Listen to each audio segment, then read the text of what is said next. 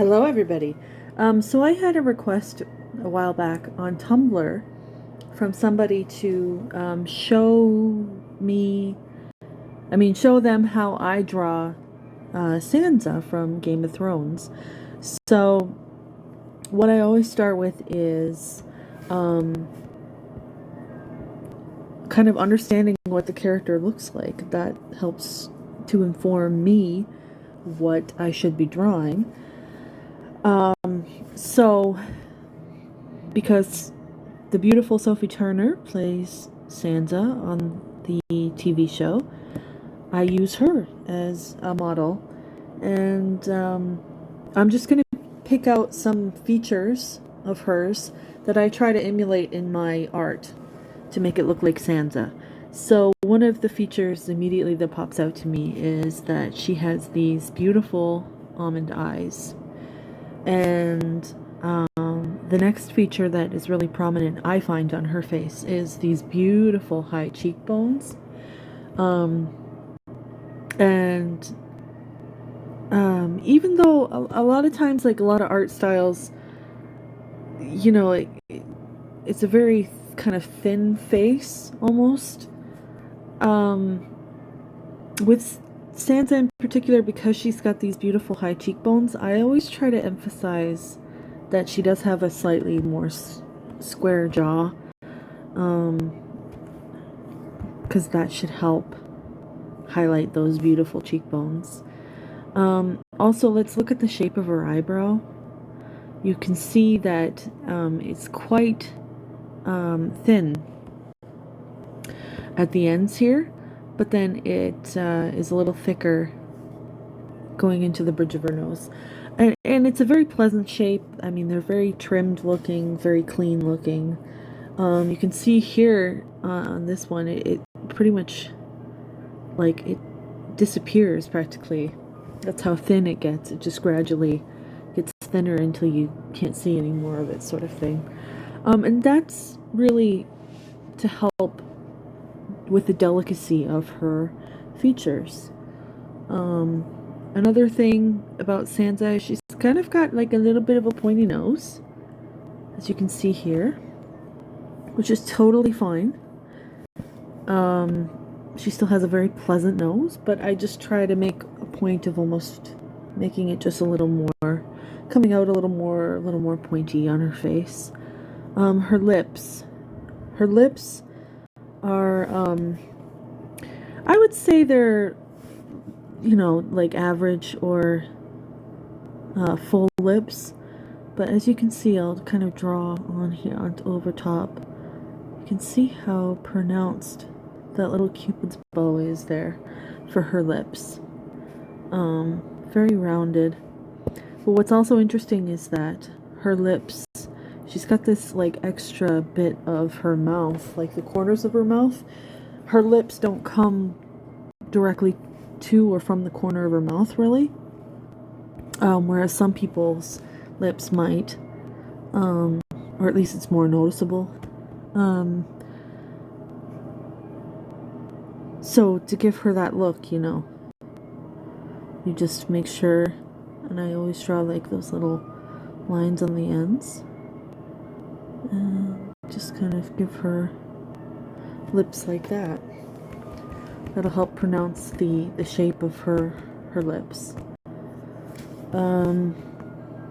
Anything else? That's all I can think of right now. So what I'm going to do is do a quick sketch so you guys can kind of understand and see my process. So I always start with a circle, and then I go into kind of the chin shape or the egg shape. And what's important is, okay, so I just put a cross section down the middle. That's the middle of the face. So obviously I'm drawing the head a little tilted to the side at a 3/4 view.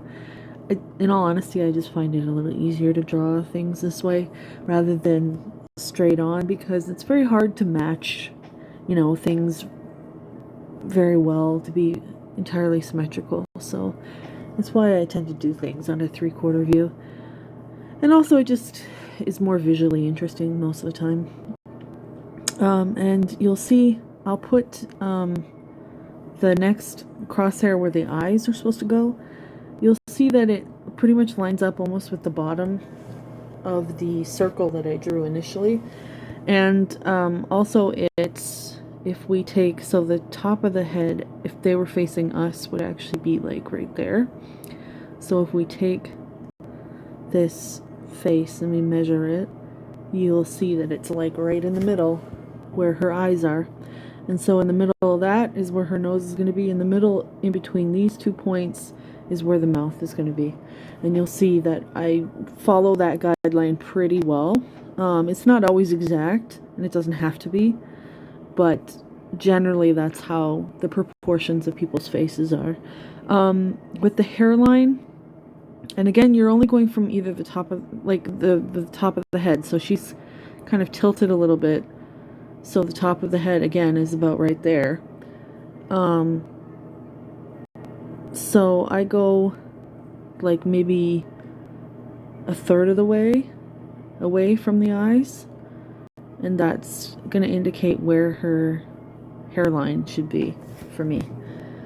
Okay, so enough yakking, let's get sketching. So again, I'm keeping that almond eye shape in mind. There we go. So let me sketch it over here so you can see without all the other lines intersecting. And I tend to like gradually build line on top of line and stuff, and I correct as I go, kind of like I'm always trying to double check proportions against one another as I'm drawing.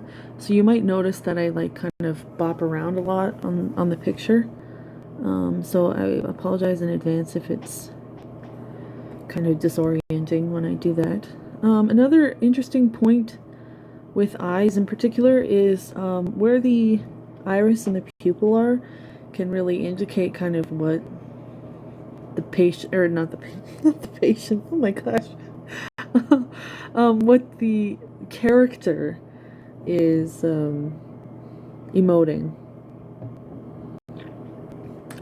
So usually a fairly neutral eye, the iris will always touch the top of the top eyelid, not necessarily the iris itself though.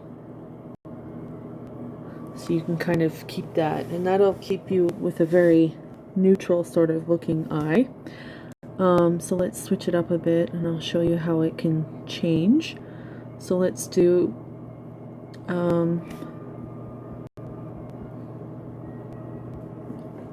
a smaller iris, and suddenly, whoa, that looks like they're very surprised or shocked. Now let's do another one and see what, let's bring this iris, or not, yeah, the iris even more covered by the top lid. And let's cover part of the pupil as well. And suddenly that looks like they're kind of sleepy or maybe lazy. Or if you tweak it just a little bit, it can kind of be like an alluring eye gaze. So even just little changes like that can really all of a sudden change your character as to what they're experiencing. So again, I use very vague guidelines, and because I try to keep in my mind that everything again is kind of in proportion. So for the eyes themselves, they're kind of in the middle of where those the two sections are separated to where I put my other eye. Okay, and the nose, so there's that little pointy nose. And actually with the nostril itself, like pointed slightly down as well, can help create more of like a pointy looking nose. whereas if you point it up, it can kind of, it can still look like a pointy nose, but in my mind it just doesn't look quite as much like Sansa's nose. And then the lips.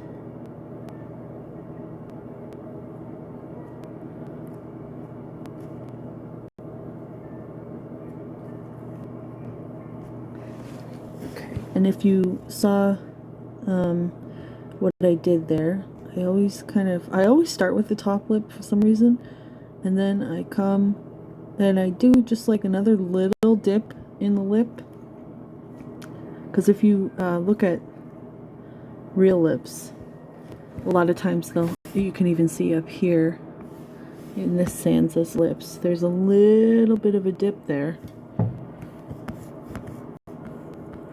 So I try to add that. I mean, this perspective that she's in, where she's kind of looking down a bit, you probably wouldn't have it as pronounced, and you might not even really have it at all in this, but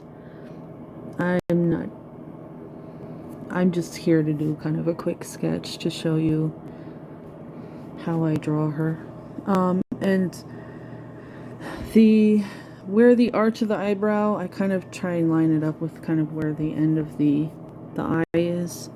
As you can see, as you can see here, well, maybe if you go out a little diagonally, it kind of, that's where the start of the arch is.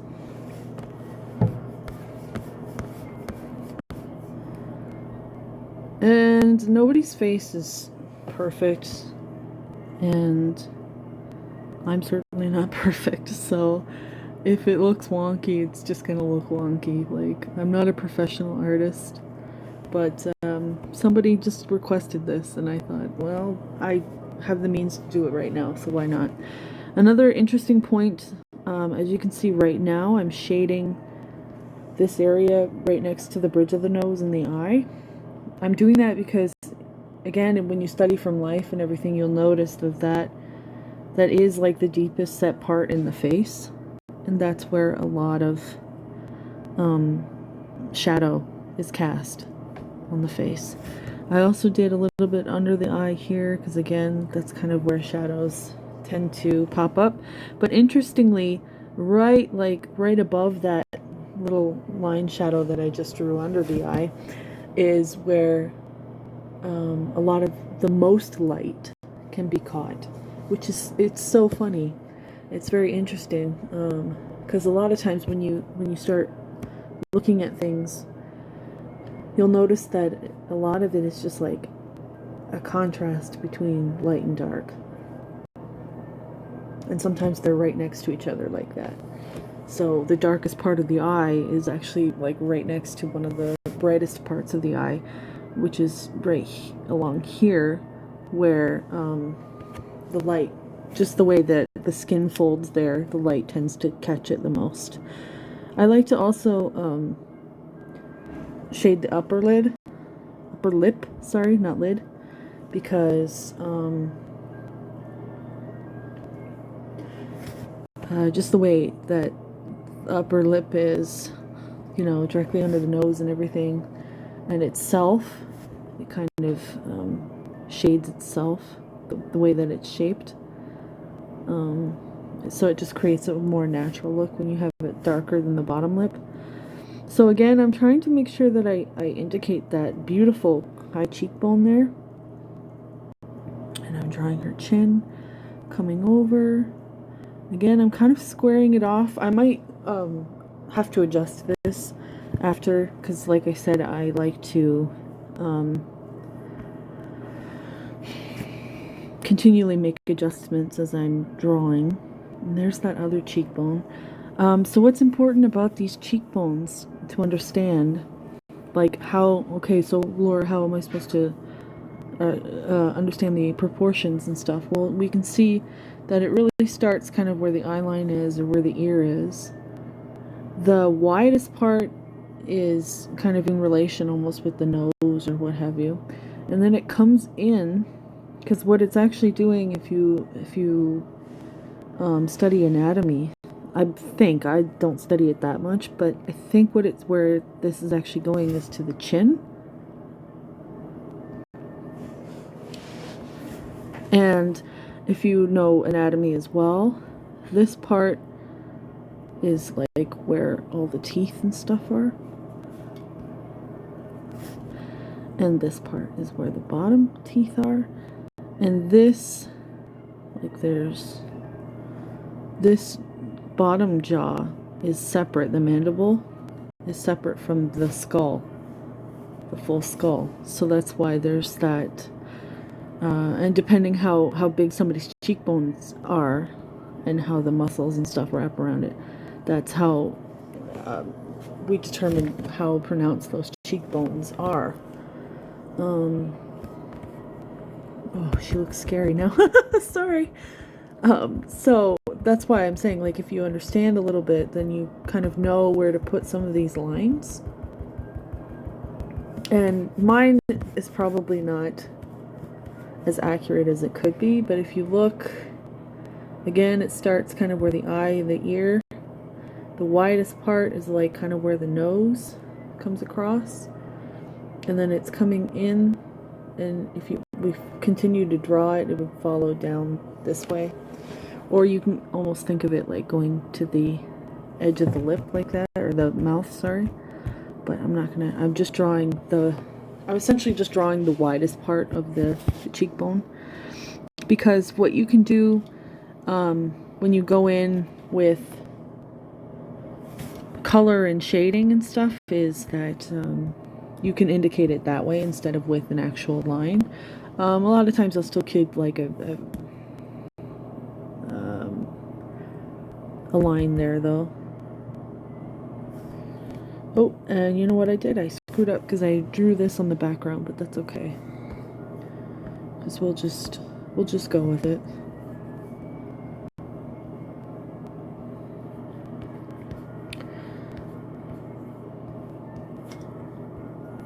And I'm drawing her hair, and as you can see, I've already put kind of where the part down the middle is. So I'm just following that line. I'm following the line of her skull and everything. Another interesting point I noticed, it took me a while to actually notice it.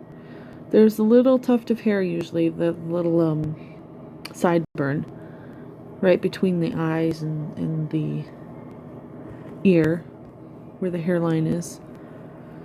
And that just, when you add that, it creates a little bit more of a natural look, too.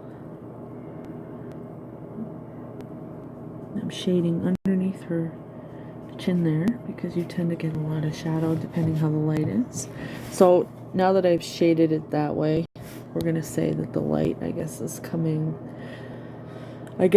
well, it would actually probably be more like up from this way, but that's alright. And her hair,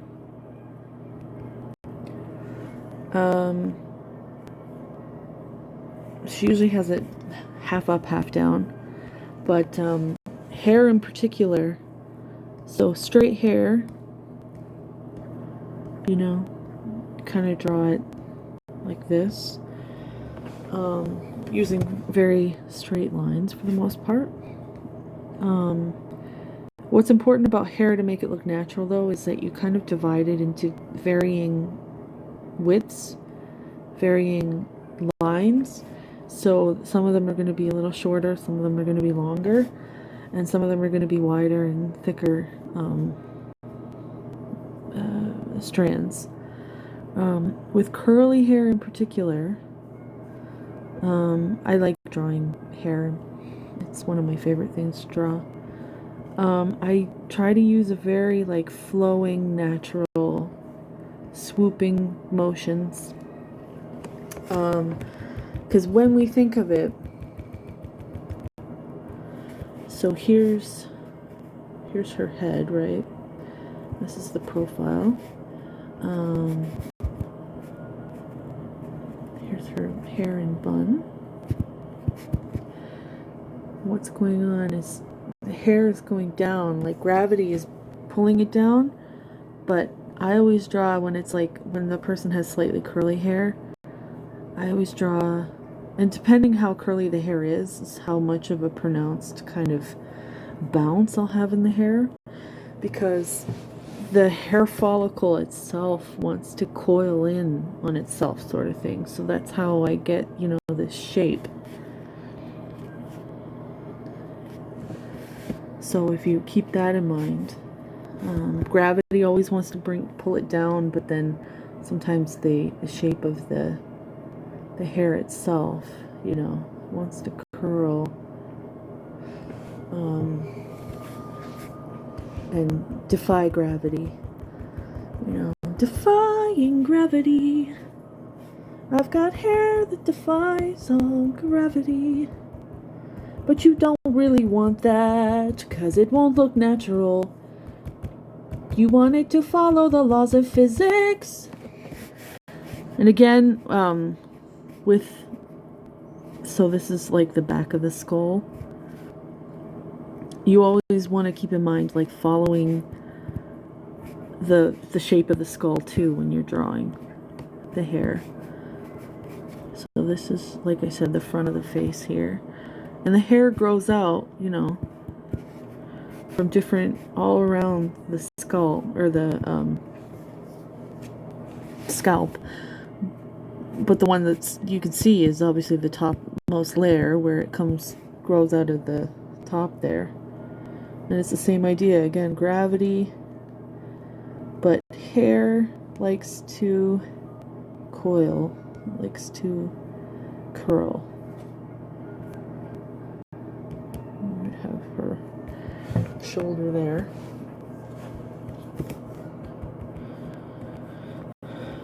Okay, so back to this baby girl here.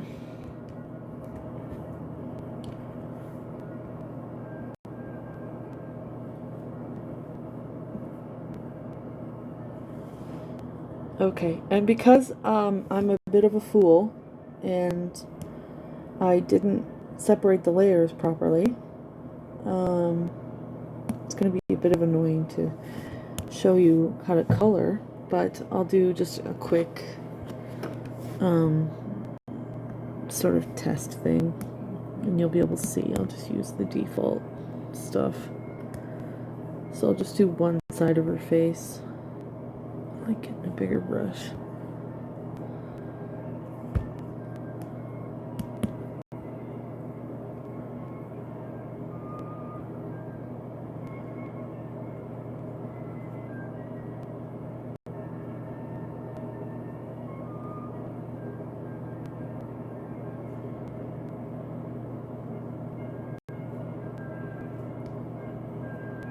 Now normally I would have this on a different layer so that I wouldn't have to be as careful with where I'm putting this color. I just slap it right down under the, on a layer under the,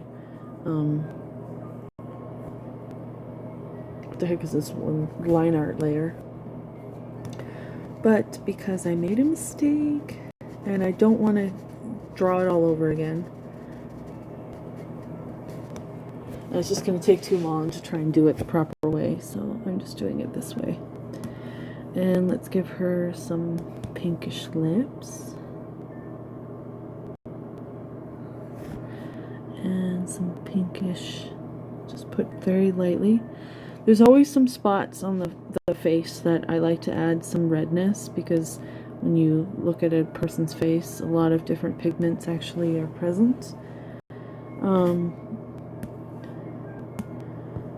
So I put them on the cheeks, the nose, around the eyes, the mouth, obviously. And obviously for women, I tend to make it look more like they're wearing makeup. So I don't make a male's coloring quite as pronounced as a female.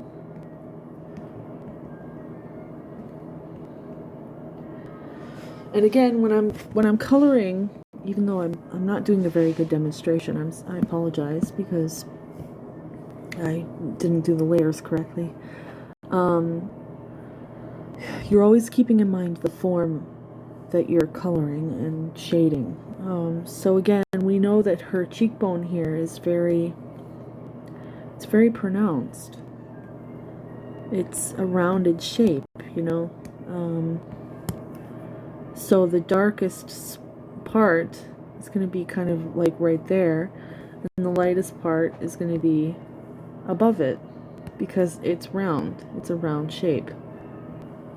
So if we look over here at this Sansa, it better demonstrates what I'm talking about here. You can see here's this rounded shape, but it's kind of darker here. And we'll shade that to look, oh wow, look, kind of emulated what's going on her cheek there. Because of the way the light is hitting, the shadow is underneath that rounded shape. And so it makes it darker underneath.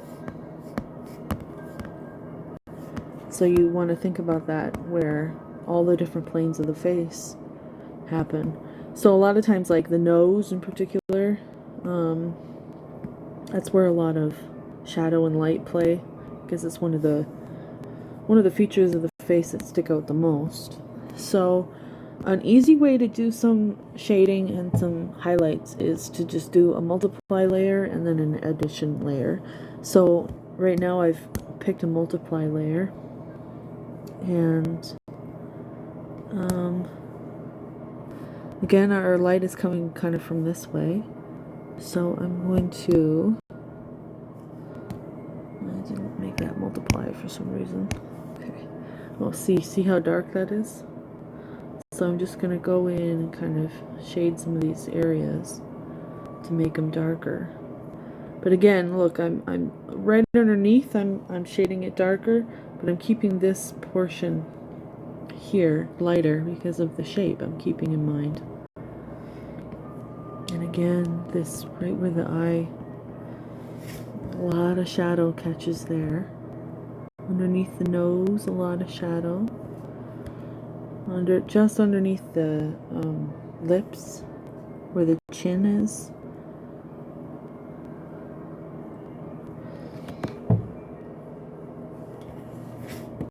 Okay, we'll kind of do it on this side, and then we can do it a little bit from like the hair itself is casting the shadow. And sometimes I do it underneath here. And then let's go in with, let's create a new layer and make it an additional layer. Add layer, come on, click it, thank you. And now I'm going to add, this makes it really bright, so maybe I might lower that a bit, how bright it is, but you can also go in and change the opacity. Again, I'm keeping in mind the form and shape. A lot of times, if you look at things, the brow bone itself kind of sticks out, and a lot of highlight tends to catch there. The tip of the nose here tends to get a lot of light, and I'll do a little bit on the side there too. Right where this spot is by the eye catches a lot of light.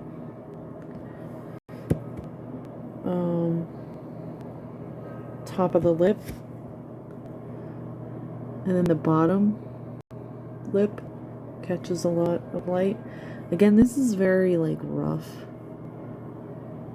So you're thinking about where all the planes of kind of the face, the different contours that are happening on the face, and then I blend it with this water tool to make it less severe on the, so it tends to blend it in nicely. Some of them I try to keep a little more pronounced. It depends. Again, like I said, I'm always constantly like checking things against other things to make sure that it looks proper. I'm probably not doing a very good job at all of it right now, but that's because I'm trying to be more educational than accurate right now. But you see how that suddenly lit up her face a lot? And let's do the eyes too, because I like doing the eyes. They're fun. we'll do a darker, because what I like to do, the upper lid will always create a shadow on the lower lid.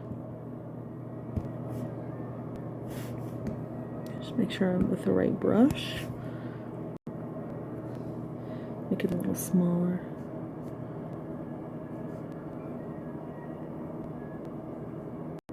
And I'm just pressing very lightly as I'm going down to create a very gradual gradation on the eye.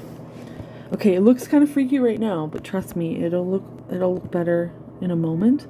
So I'm gonna fill in her eye color too while we're at it, just so that it doesn't look too weird. And again, we're going with a dark color where the upper eyelid will cast a shadow, and then we'll go and do like a lighter color down here and you can blend that nicely. I'm obviously not doing that right now because I'm trying to do this kind of quickly. So let's again go to our addition layer, and we can kind of add in what you want to, like, whoa, look how much that makes those eyes pop, you know? And we can even just go in with like a brighter highlight too, and put it like right across the eye even, or something, to create an interesting effect. Let's do a big shine or something on her eye there. And then again, we can kind of like blend it to make it maybe not so severe. But do you see how it just creates such an interesting look now to her? It really makes her eyes stand out, and the only reason we're able to do that is because we have that difference between the light and the dark. If her eyes were a lighter gray or whatever, it wouldn't be as pronounced as it is. So that's kind of what you play with as you're drawing and having fun. But again, let's just do a really, really quick review of which features we like Sansa to have. When we're drawing her, we're keeping in mind that she's got the pretty almond eyes, the high cheekbones, the pointy nose, the squarish jaw, the thin eyebrows, and the medium lips that have that distinct kind of shape, where they're thinner on the ends, but then have that very nice bow in the middle. So let's go and play a bit, and let's try John now. So I've already got this kind of set up. It's almost like a test now. So we're going to look at John, and we're going to decide, okay, so what are his defining features? What makes him look unique to the other characters? I'm going to just reduce these a little bit so I can draw on top of it and you guys can see.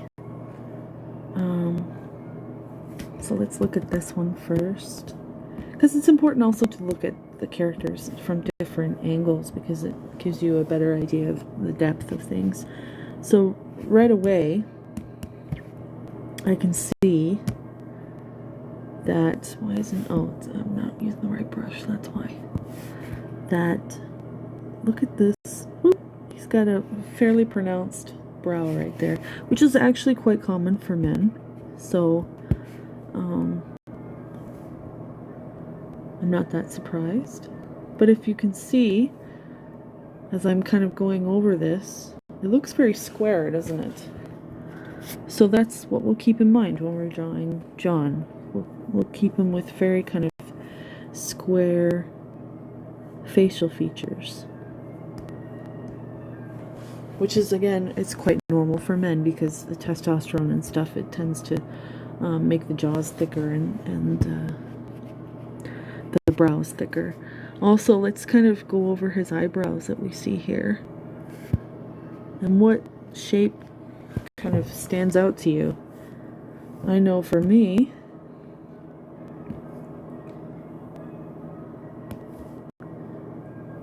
it's a very square shape that I see.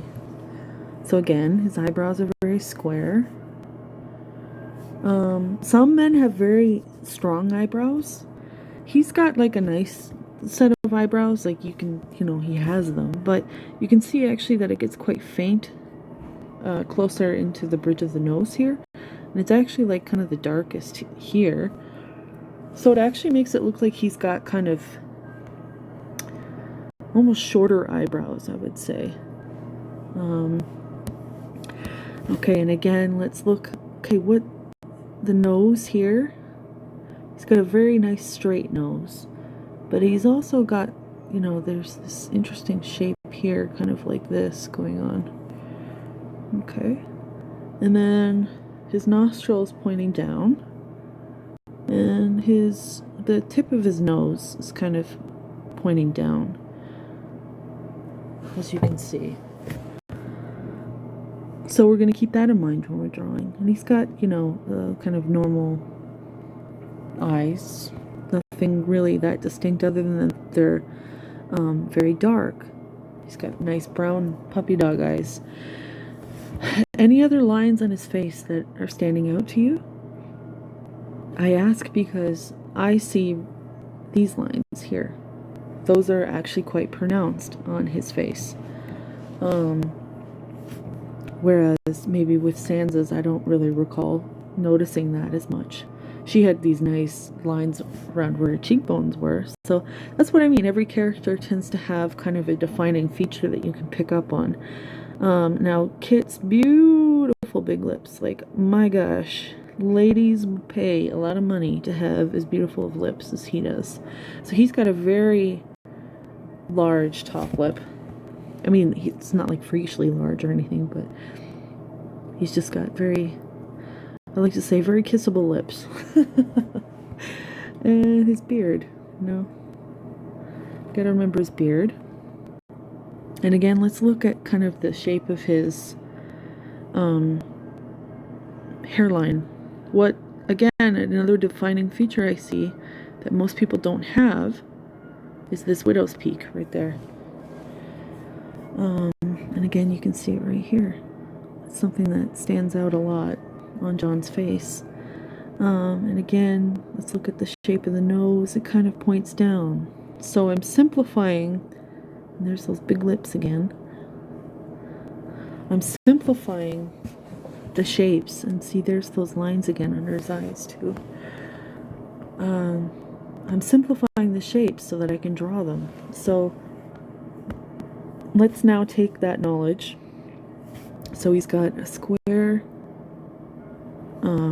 head / like chin / jaw.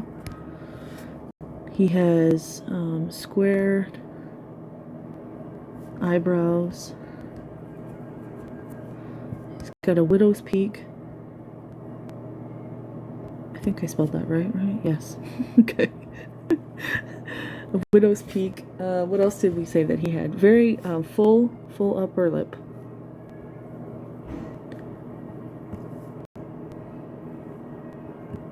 / lips in particular. Okay, so let's draw all of those things. So again, I'm just going to start with my basic kind of foundational shapes. And again, we're going squarer than we did with Sansa's. Dividing it again into halves. I always start with the eyes. He has, nothing fairly distinct about his eyes, other than that they're big and brown, so we can kind of emphasize that. And a good way to emphasize sort of big brown eyes like that, even though his eyes are just a kind of a normal size, is do the iris itself, make it fill more of the eye. And we're gonna do his little, like I said, his brow was kind of fainter the closer it came to the bridge of the nose. So I'm gonna vary my pressure to keep it kind of light.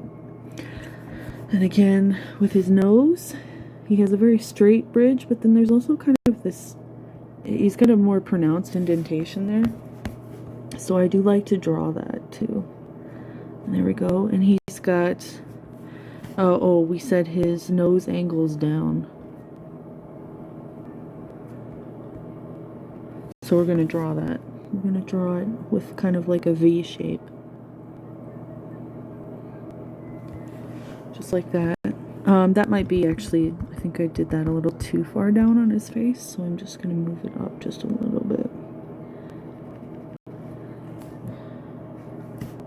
And also, look at how big his the nostrils are in comparison. Like he's got, it's a fairly, it doesn't make it look really small and pointy sort of thing. So I'm gonna try and round this because that actually looks quite pointy to me. So I'm just gonna try and round it a bit more to make it look more like Jon's nose. But again, keep in mind that it's very straight. He's got a very straight nose, so don't put too many bumps and curves in there. There are those lines under his eyes. And ooh, let's do those big kissy lips that Kit has.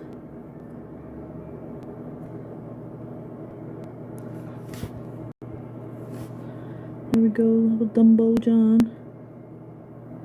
I'm kidding, he's such a cutie, isn't he? We'll fill in his facial hair here.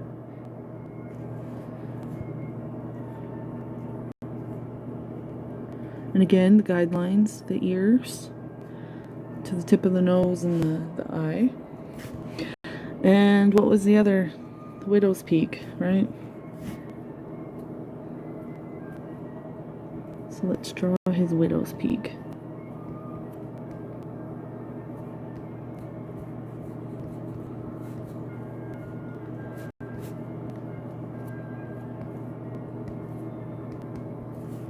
And he's got very dark hair too, so you can emphasize that as well. And then he's just got kind of like little curls at the end of his hair that's kind of pulled back. And there we do. We just did a Jon Snow, man. How did that feel? Did that seem like it was easier than you thought it was? Because once we broke down the simple shapes that we could see in Kit's face and the distinct features, it was like, oh yeah, okay, we can kind of draw something that looks quite similar to Jon Snow. And so maybe you can go and find these distinct features with other characters or other actors and start drawing your own favorite characters now. But there, we're done. And I hope you enjoyed, and I hope you learned something. If you want more, let me know. I'll see what I can do. I always enjoy kind of drawing people's characters and things because I just like drawing people and practicing. So I appreciate feedback. And take care, guys.